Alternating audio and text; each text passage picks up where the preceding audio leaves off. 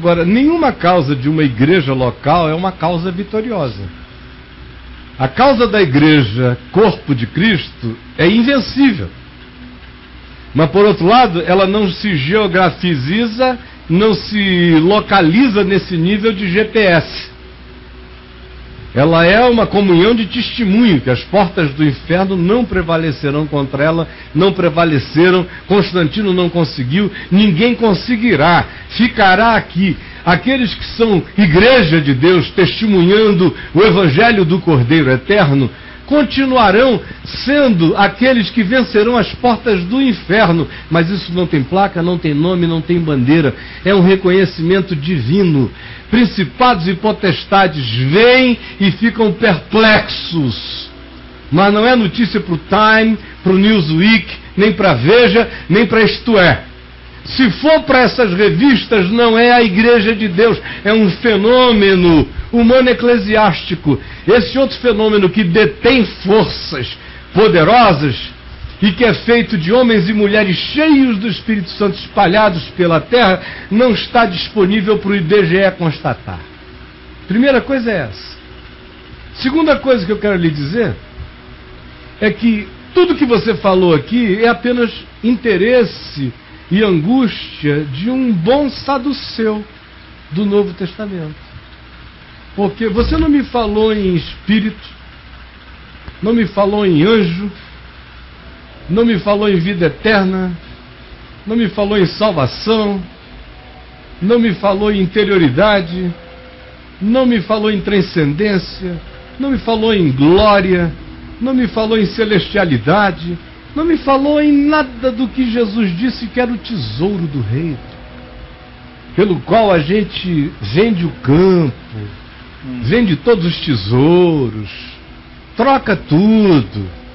Como Paulo diz, considera tudo como refúgio, considera o judaísmo, o hebraísmo, a tribo de Benjamim, os ensinos teológicos aos pés de Gamaliel, considera todas as importâncias humanas e históricas como refúgio, como adubo, para ganhar o imponderável e ser achado nele, em Cristo.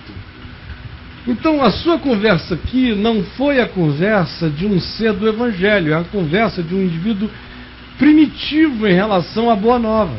Quem era exatamente assim como você no seu perfil eram os saduceus, que o Novo Testamento diz, e a história nos narra amplamente, que eram pessoas que praticavam a espiritualidade do imediato ético e cerimonial.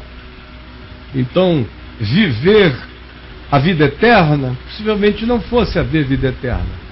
Eles eram gente do livro do Eclesiastes demais para serem transcendentes em relação à vida eterna.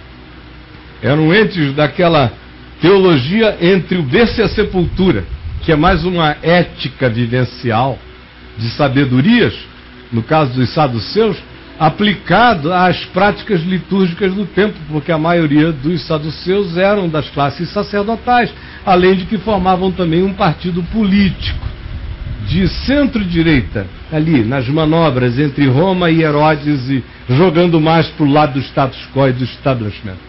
Pois bem, esses indivíduos é que criam que a vida com Deus se circunscrevia a isso: à igreja, ao templo, ao átrio, aos irmãos, aos sacerdotes, às oferendas, às éticas cerimoniais do culto, às práticas éticas e comportamentais aplicadas à vida, ao casamento, à conjugalidade, a essas coisas assim, da horizontalidade imediata, mas sem nenhuma transcendência espiritual.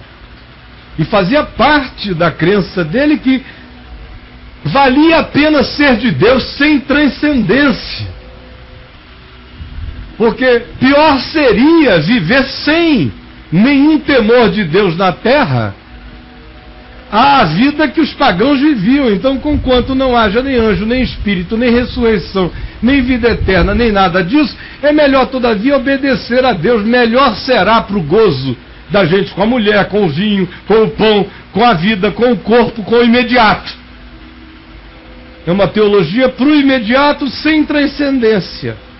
em nenhuma perspectiva. Quando uma pessoa pratica isso, o que sobra quando o templo entra em crise? O que sobra quando os sacerdotes enlouquecem? O que sobra quando os irmãos surtam? O que sobra quando os desmandos aparecem? Não sobra nada, meu amigo. Não havia reino de Deus. Não havia paixão por Jesus. Não havia evangelho em mim, com a aprovação dos homens ou sem a aprovação dos homens, com consenso ou sem consenso. Não havia a declaração profunda, visceral e inextrincável de Pedro, dizendo: para quem iremos nós? Só tu tens as palavras da vida eterna.